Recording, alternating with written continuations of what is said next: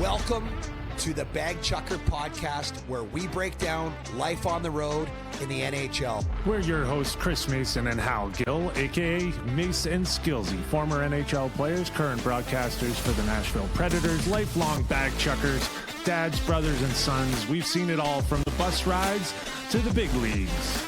Each week, we'll dive into what's going on around the league. We'll give you travel tips, places to go, things to do, and stories from years of living out of a suitcase. What do you say, Mace? Lobby in 10. Just chuck your bags and let's go. Hey, welcome to Bagchucker Pod, episode 8. I am Hal Gill, Skillsy. I'm here with C. Mace, Chris Mason. Mace, how's it going? Welcome to Denver, Colorado. It's been, yeah, exactly, right? It's been, feels like the first month's been like really home heavy. And then when there was road games, the evil ESPN would take our games and rob us of glorious road trips. So good to get on the road, bud. Yeah, and so for those that don't know, I do the radio and the TV as well. But the radio, we travel for everything, even when ESPN or TNT does it. So I've been on the road. I'm telling you, the road is not the same without you, bud. Well, I love your, you always say radio never sleeps. It's true. It's the hardest working, the most hours put in, and a lot of respect to radio. Yeah. Thanks, Mace. I appreciate you saying that, coming from your TV high tower, just looking down. But so we are in Denver. We just got some news that Dante Fabro was put through waivers, got picked up by Columbus. I want to get your thoughts on that and see what you think of that. The Preds letting go. Yeah, I'm obviously gonna miss Fabs. I thought he's just a great person.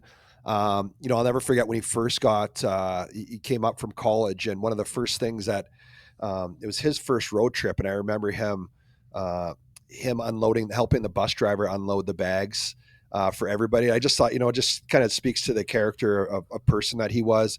But I'm happy for him. I think it's honestly the best thing that could happen in his career right now. He's going to get a fresh start, just kind of go somewhere new where he's wanted. He said that in his media that he feels, it feels good to be wanted. And it never really materialized. And I felt bad for him because, he was a solid defenseman and just never really, for whatever reason, and it didn't seem to matter what coach it was never a guy that had to be in the lineup. And he was kind of sometimes the easy guy to take out, unfortunately. That's the way hockey goes, but now he gets a fresh start. So I think it'll be awesome for him. Yeah, a good change for him for sure. I just think it's tough mentally when you're playing well, but we have to get this guy in, or we have to and I feel like he was always, on the cusp, and coaches liked him, wanted him to get out there, but then he never got that commitment, I don't think. And so hopefully, he can go to Columbus, play well, and find his game, because like you said, I appreciate being around him. Good BU kid. Came in, played right in the playoffs, and he played pretty well for the Preds in the playoffs. That first year, he was thrown to the Wolves, and I thought he played well. So hopefully, good stuff going down the road. But I mean, it all comes down to the losing. If you lose guys, if you're losing games, and the Preds have not been winning, it's been tough. The mental side, we have to get into that. But certainly for Fabs, it's tough when you're not in the lineup and your team isn't winning.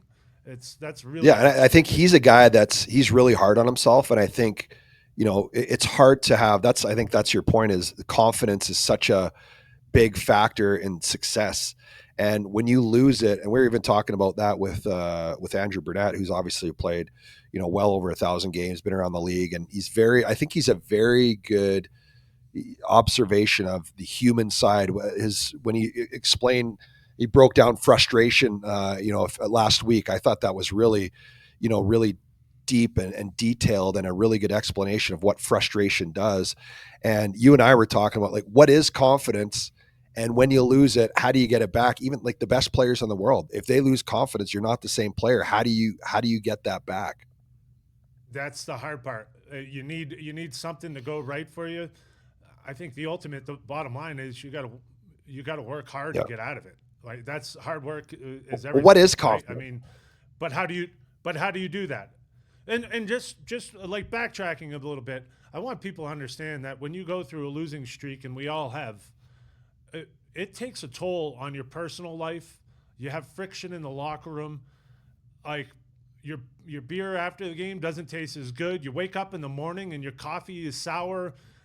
Like everything, it weighs on you, and it's not just you say, okay, you guys have the best job in the world. You get to play hockey.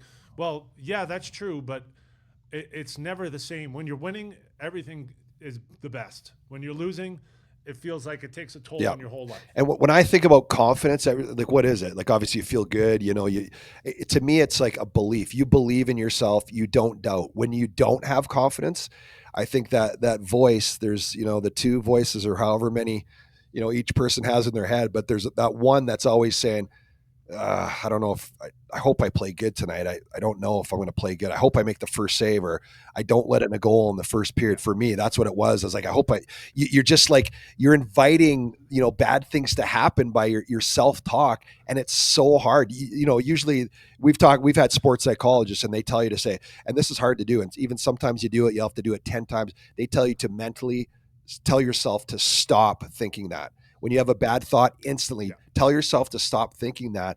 But then sure enough, you say, hey, Mace, don't think that. Just go worry about the first save and blah, blah, blah. Well, I hope I don't let in a goal in the first period. Yeah. It just goes you're, back. you're the right fielder in the Adam Sandler skit. Oh, please, God, Yeah, don't hit it to exactly. me.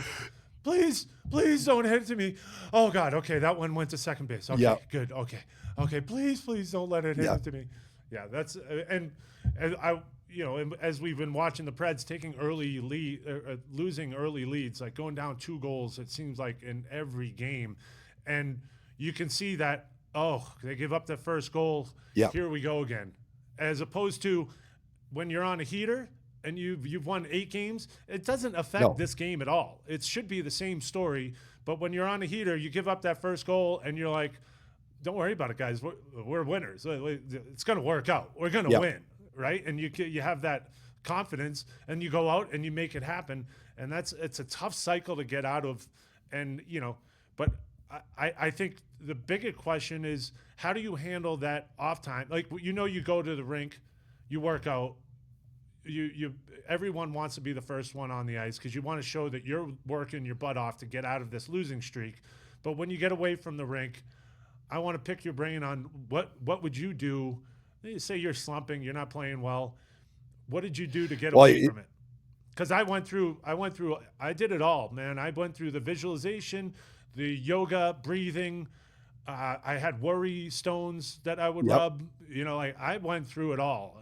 So I want to get your opinion. As a goalie, it's a lot harder. Confidence is king. It's and I did the same thing. I would try, all right, well, I'm not wearing that tie again. And, we're changing shave your facial hair a different way. I'm going to change my sticks and all this kind of stuff. But for me, it boils down to when you can actually get yourself, and this was for me, when I could actually get myself to just don't worry about the results. Don't, guess what's going to happen or hope that, something good happens, when I could literally just focus on, okay, I'm going to focus on the puck. As a goaltender, it's a different mindset. And that's what I'll be interested to hear you, because I can't go out and hit someone. I can't go initiate anything. I can initiate my thoughts and the play has to come to me. When I struggled, I would always be like, oh, I want to work so hard. I'm over aggressive. And that's what I think you saw with the guys. They're trying. It's not because they're not trying. These guys, this is one of the hardest working teams that we've covered, I think, with the Preds. They almost try too hard. Paralyzes you. The indecision, the self-doubt. And you're like, oh my God, we're all over the place. We want to win so bad. Let's score a goal and we're not scoring. And, that's kind of what's going on in your mind. But when I could quiet it down and just say, hey, just focus on the puck. Just that one, make one save. Okay, make one save. All right, just make the next play, make the next save. When you can do that, and that was the biggest challenge for me when I was struggling. And then you build small victories, and then eventually you got to do it over and over again and put a couple of games together. By the time you feel like, all right, well, I'm back. I'm back. My mind's right. We're playing good. But it's so hard when you're in that spiral, because that voice telling you that the self-doubt is so powerful. But it's almost, you have to hit the rock bottom, I guess, or just give into it in a way. And then if I could get my focus down to a singular thought, just worry about the puck, make the first save. Then I would find I'd start getting myself out of it. What about Bob? Baby steps to winning. Yeah, I feel like, and this is an interesting because obviously not a goal scorer, but I feel like when goal scorers go in droughts, you can work. Hey, everything I did was hard work. If I was not playing well, I could work my butt off. I could, block a shot, like a little more fearless going into the corner, like take a hit, whatever it is. I would battle and work my way out of it. As a goal scorer, that's a hard thing to do, to work out of. Like, you can't want to score goals more. And I will say, not being a goal scorer, I'd always shoot on net, like from the point, like let's get it through a screen, let's get it off the pads, let's see if a rebound, keep it away from his glove. But then the second I do one of those things and say one floated in and went in from the point, then my next shift I was like, I got to pick a corner. I'm feeling it now. Your mind plays tricks on you, and then all of a sudden you're like, I have the confidence of a goal scorer right now just because I scored one goal, and I did the same thing 100 times before that. It didn't go in, but that one time it went in. Now I feel like I'm a goal scorer. Now I feel like everything I shoot is going to go in the net, and it just messes with your mind. And I think you have to be. I think the thing you said is singular focus, is be conscious of what your brain is telling you. Like, process it. Like, okay, my brain is telling me I'm a goal scorer now. I'm not. Just keep doing the things I did. The reason I scored a goal is because I was doing the right things, Yep. and it went in. And so then you reset that. And when your mind takes you the other way and says you're awful, it's going to be another one of those nights, you got to wash that away. And it's hard to do that. Easier said than done, but it's one of the hardest things I think you have to deal with, because as a team, if you're struggling, as a player, if you're struggling, you a lot of times your teammates can pull you out. Yep. Right? If your team's struggling, you have to figure it out with your team, and then you also have it in the back of your head, like, okay, my team needs to win for me to have success, and if we don't win, things are going to change. Am I going to get traded? As a contract year, I'm probably one of the first guys on the chopping block, right? Or if I have a long-term deal, am I looking at a guy who has a long-term deal and saying, oh, he doesn't care, he's here forever, he's just counting his paycheck? And so then it starts to it messes with your mental relationships with your teammates. And I think that's when it goes to the next level. And there's nothing worse than losing one of your best buddies because you couldn't get a win. Yeah, that's a great point. And you go through all that. Yeah, that's a great point, because I really think that, like, as a group, that it's even more, and that's like such a contagious feeling. Everybody's overthinking. Some guys take it home with them, some don't. And when you're talking about contracts, let's say your deal's expiring this year, like, well, and Trotsy's saying, well, if they don't turn things around, we're gonna have to, see some young players. We're gonna make some changes, and you're the guy. You're thinking, oh my God, I love it here. We were so good last year, and what's going on? And then it affects everything. It affects your, your home life and the rink. It's just funny. And you said it right off the top, winning. And you don't ever think, when you're winning and you're playing well as a team, you don't even have to think. You just go out and play, and you have none of those outside pressures. The voices in your head are quiet. And even if you don't play a good game and you find a way to win, well, that's the group playing well. And the next game you go out and you play well. I'm fine. I got this. I'll just go play well the next game, and you do. And it's just it's such a powerful thing. It's crazy how powerful the mind is in sports. The psychology of it's just fascinating. Yeah, and I think it's a struggle for everyone in a different way. But the bottom line is you got to find out what works for you and what gets you through those. And it's different for everyone. So, but hey, the Preds were losing. They were at home for a long time. We're finally on the road for an extended road trip. So we start off Colorado, Edmonton, and Calgary in a back-to-back, Vancouver and Seattle. This is, the first big road trip of the season, and the boys need it more than anyone. So I want to kind of break down what is the road mindset, because we talk about it. Hey, it's been a long time at home. Boys need to get on the road and figure it out. And so obviously hockey wise, you get the last change at home. So you get to you can, it's a little easier to do the line matchup. And of course, the crowd is huge. You have your crowd behind you, but I want to go through everything else. That's the given stuff. But the boys have been talking about playing a simple road game. So simplify. What does that mean? I think the biggest thing too, and everyone's like, "Oh yeah, you get to get away from all your responsibilities, the kids and everything." But and it's true to some extent, because especially when you're struggling, and they were home for a lot. This is the first real road trip other than the back-to-back that they've had, and I'm thinking more in terms of being able to build relationships with your teammates, especially when you have new guys. When you're at home, it's not like guys go and hang out all the time. Maybe some of the younger guys do, and that, but you don't really get, the older guys don't get to know the younger guys. You have Jonathan Marshall, Brady Shea, all these Stamkos. They have families. You're going to go home, hang with the family. You just see people around the rink, so you don't really get the opportunity to go have a beer, go have a coffee, go have a nice dinner, sit down, bust each other's chops, like really get to know somebody. Yeah. And the impact of that, I think the big thing is that. I'm all set. There's the road right there. I'm all set. There's the road right there. No, I'm here. I'm okay. So we're on the road. That stuff happens. She's coming in to clean her up. No, but I'm all set. No, bro. No Pablo Espanol. Yeah, I'm all set. No, thank you. There you go. Good hand gestures. Sorry. No, that's good. Sorry. No, I don't. Is that the weirdest thing? Yeah. And we can't cut this out because I need to ask. I want to know what the people think. I'm in here. She walked in, and brought her little cart and ready to clean. I'm here. I'm sitting right here. Did she not see me? Well, yeah, 6 foot, all 6 foot 8 of you. She got to clean around my feet. She's gonna get the vacuum going around. It's dedication, my feet though. She's just trying to do her job. No, it's okay. It's okay. No, but and then she spoke to Spanish to me. I don't. Well, I know. I do want to learn that language, actually. No, Baxter. I don't speak. You ate a whole wheel of cheese?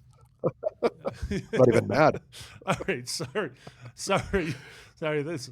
Yeah, no. I'll just wrap up my point. But one of the most important things, and I think it translates to on the ice, and I know you'll agree with this because you do that a lot with our broadcast about bringing people together, is that when you get to know somebody and you're emotionally invested in your friendship, teammate, their life, and you really get to know them on a personal level, you're willing to go out there, and let's say you're not feeling great that particular night, you look at the guy that the buddy that you just you have a bond with, and you're like, you know what, I'm going to go out there and I'm going to stick my head in front of a shot for him, for my teammates, and then you're going to see him go and do the same thing for all the rest of the guys that he's getting to know, and you kind of develop those relationships and have personal conversations, and obviously you begin to bond, and it really translates. And I think that's a really important thing for a team to be able to do, especially when you've had a lot of change in the offseason. So now these guys will get a chance to do that, and it's something that who knows if it's going to pay off right away, but it will down the road for sure.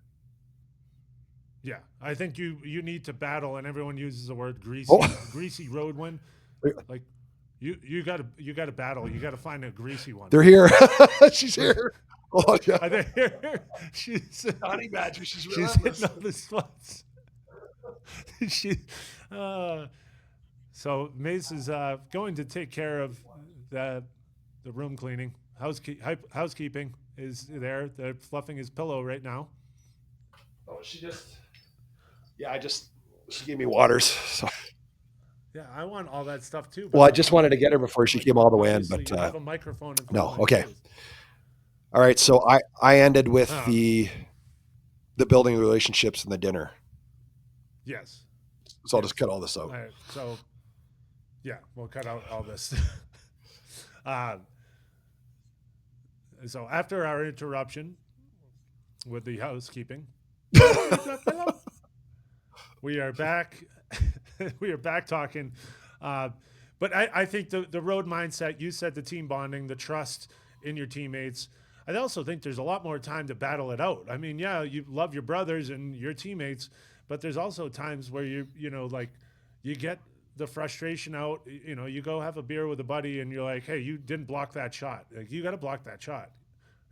there's accountability when you get to talking to someone and you get to know them, and then you develop that trust that way. So it's not just these are all my best friends. It's like this guy, I got to prove, I got to show him that I'm going to battle for him, even though he's not my favorite person. You got to find a way to make it work.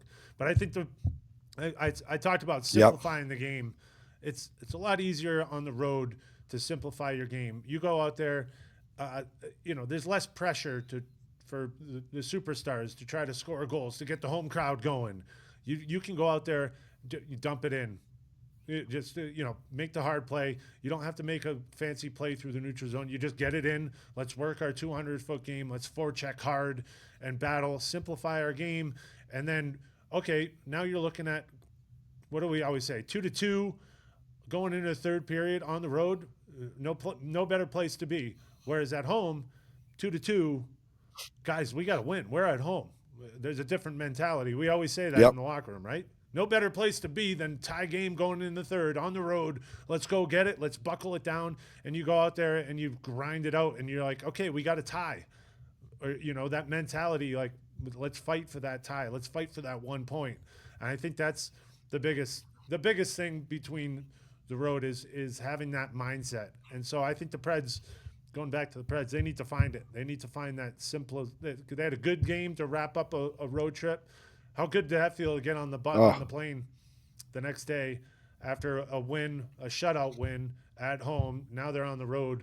You could see guys just Yeah. And to your point, they kind of did because of the situation they're in with all the losing. They kind of did play a road game. It was in between the two road games. You go home for one against Utah, and then you're back on the road now for 5 games. So that was really big, and the way that they did it. But you're right, and a lot of times at home you have a good game, you have a shitty game, whatever the case may be. When you're at home, you're like, oh, I got the kids, and what are we gonna do? We're gonna go for dinner, get a babysitter. We got family in town, all this kind of stuff. You got all that other stuff. Now it's just like you get to be with the guy. You can talk it out after the game when you go back to the hotel for a meal, or you're on the plane the next day, and you really get your only thing you're focused on is hockey and each other, and that goes a long way, I think, for building a team. And now these guys get a chance to do it, so it's a good timing for it, I guess. A little late, but they're on the road now, so it's a good thing. Yeah, a tough Yeah, scheduling, I think, because I think you need a good road trip. Maybe not 12 days, 5 games, yeah, but I think you need at least a 3 or 4 gamer to kind of get into the mix and get into a rhythm and realize what's yep, distractions and what's not. Because a lot of times you just jump into the season and you don't realize that there's distractions. It's yep, just normal life, and you get into it, and then you get on the road and you go, oh, whoa, I guess I did have a lot of distractions. yeah. Get the Yeah, oh honeydew yeah. list out. Well, just you're just run. Yeah, it's just a different mind. You don't have to think about anything else. And when again, if you're winning and you're at home and you have all that stuff, it's no big deal. It's like, all right, this is awesome. Yeah, we got the big win, blah blah blah. But when you're losing, it amplifies everything, and that's when that's why people say we need a road trip. We got to get out of town. And that's the reason why is because they just focus on hockey. Let's bond as a team. Let's get this hash it out, like you said. If we got some things, people aren't pulling their weight, we can figure it out on the road. And in the long run, it's going to be a really good thing, I think, for a team that's got a lot of turnover, a lot of new big voices in the locker room, and that's difficult on both Yeah, sides for the current leadership and the new guys that were really big time leaders in their locker rooms before, trying to find their spot. It takes a while. it does. It does. Hopefully it turns quick and the boys figure it out quick and start to stack up Yep. some wins. That would be nice. Anything you're looking forward to on this Well, I road get to go trip? back home. I mean, we had Sunday football in Colorado. Got in for the late games, which was nice, and then we're heading back to God's country, the home of Chris Mason. Well, I'm looking forward to going back. Actually, the weather's really nice right now too. It's the perfect like fall pre-winter where it's not too cold. But I always like going back home to Western Canada. I'm going to rip up and see my mom and dad, which will be great. Mom's had a little bit of health problems here lately. She's on the up and up, but so that'll be nice. Brought the pickleball paddle in hopes that maybe we find a game somewhere along the way. But I'm always looking forward to the road too because as we mentioned off top, we haven't traveled, but I just love getting back out, and then you can do some fun activities, and we can bond too. So all good. Yeah, Edmonton has the. Of course, you said we got to get a pickleball game in at some point, but also has the gaming right by Oh, the rink, I right forgot by the about that hotel. place.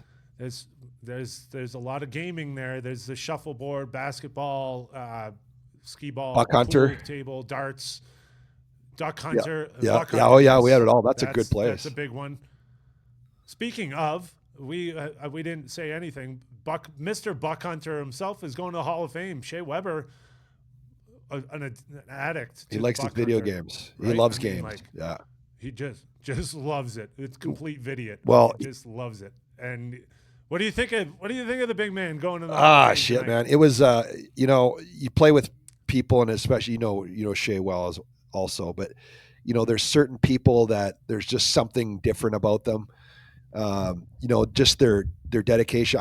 I was his first roommate. Trotsy put webs with me, so we really got to know each other. And speaking of that, we used to bring our little PlayStation on the road, and we play in the room sometimes. Yeah, those PSPs. We had like 12 guys that play on the plane. So yeah, we were definitely the vidiots. But when something like that happens, you do. I think, and the older we get too, I find myself reflecting back, on the journey, and you see Shay, who I remember the first time I ever saw him in training camp, and I called my best friend after because he was on my team in training camp. I'm like, holy shit. I'm like, you got to remember this name, Shea Weber. I'm like, he's going to be something special. He just has a presence about him. He was so humble, respectful, hardworking, just all the things that you want in a player and a leader. And then when he got on the ice, he was a complete savage. The way that he worked Yeah, in the gym, he was kind of I'd say thinner back then. Obviously, he's a young kid coming in. He started in Milwaukee, but you saw him later in his career. Not quite the end, but he was an absolute monster. He was a freak of nature. He yeah, put in so much work, and he was just the ultimate pro, ultimate alpha leader, good at everything. And obviously, the success he had, other than the Stanley Cup, he won everything else: Olympic gold medal, World Championship, junior. He won it all. He was a special player, a rare breed of a human being. yeah. Well, for a huge man as a defenseman, I looked at his feet. He's a massive man, and his feet Yep. were so quick.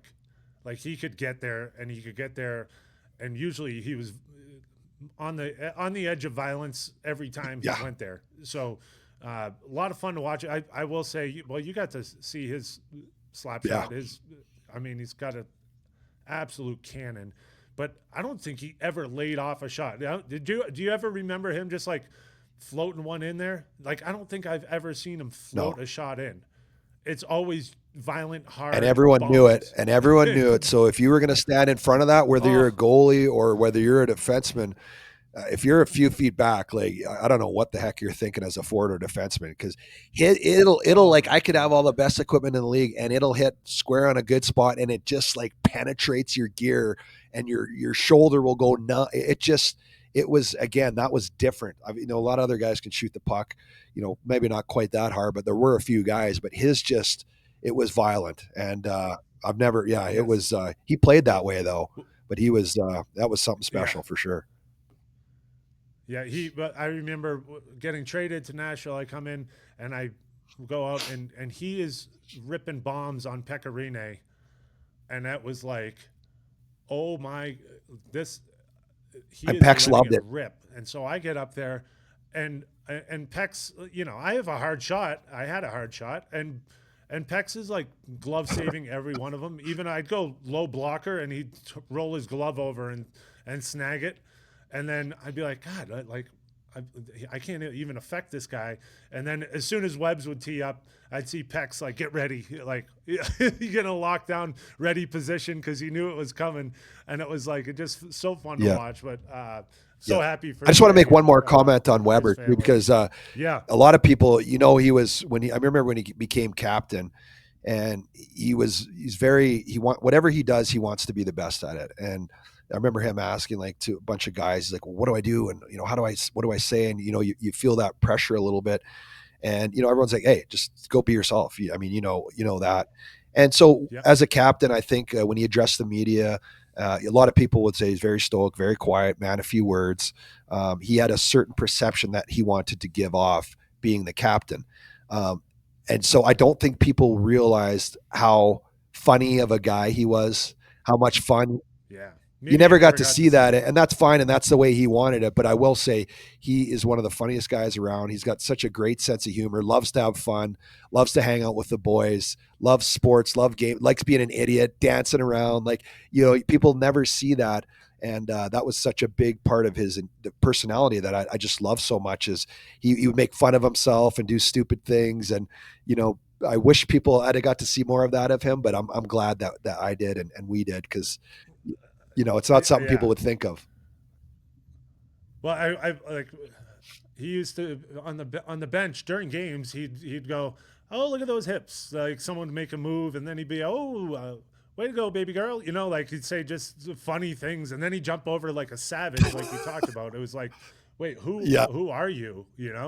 And the other thing I used to love is when at the end of practice, it's still one of my favorite things, and I laugh every time I think about it. Every time, we'd have all the circle shooting, and guys would just be shooting at the end of practice, and he'd yell out, "Oh, NHL shot," and then he'd be like, "Oh, varsity B team shot," and then "Oh, JV, like community college shot. Oh, ooh, NCAA," like he'd just throw, "Oh, that one looks like a." The Pee Wee AAA, for Manitoba. Like he Yeah. just so random things, making fun of guys' shots, or Yeah. tipping their hat Clever to a good humor. one. And so Yeah. I just yeah, really clever, a great personality that a lot of people Yeah. didn't get to see. So also, and just quickly, we'll wrap it up because it is game day here in Denver, and I know you have a lot of research to get to. I know everything already, but you I just just let continue Willie to do that. research. But I piggyback off him that's and right. Jacob That's right. Underwood. That's right. They That's do right. know everything.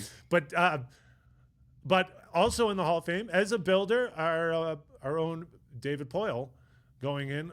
Well, I mean, what a career! What can you say about what do you say about that? What a career! Like we talked about this, and everyone in Nashville has. I mean, we every time we go to the rink, I feel like there's another honor for David Poyle, but certainly going in the Hall of Fame as a builder is pretty Yeah, awesome. and I will say that I'll be quick on David Poyle. He's incredible what he's done, and I don't know if I've ever met anybody who loves and respects the game and the history of the game more than him. Obviously, his father, it was a big influence on him.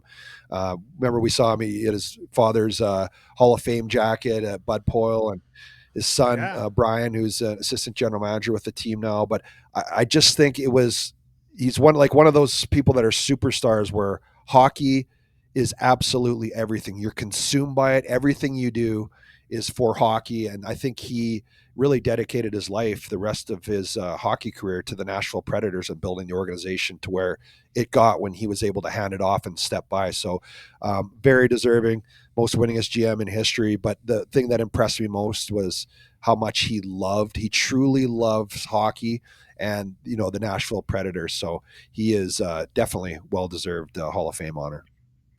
you Yeah. nailed it, Mace. Can't say it better than you did there. That's why Well, you you get the big probably bucks could. on the I mumble TV. and sometimes I don't talk loud. So You nailed it. You nailed it. You said you did David Poyle a yeah. perfect justice. So nice to see those guys in the hall, and I think that's a wrap for our first. Did you want to do that Epi Instagram thing, number 8? or is that too much? We're gonna do that Instagram thing. Okay, this is Next a good one. episode. Just explain what it is. We'll do a little teaser because it's some kind of cool stuff. We want Yeah. to tease that. Yeah, because this is game day. Yeah. I need my nap. I'm a ritual on my nap, so I need to get my nap. But we are going to talk. There's an Instagram that I came across my page, as they do. Basically, is a top 20 advice, little adages on advice for men. The first one, always stand when you're shaking someone's hand. Always look them in the eye.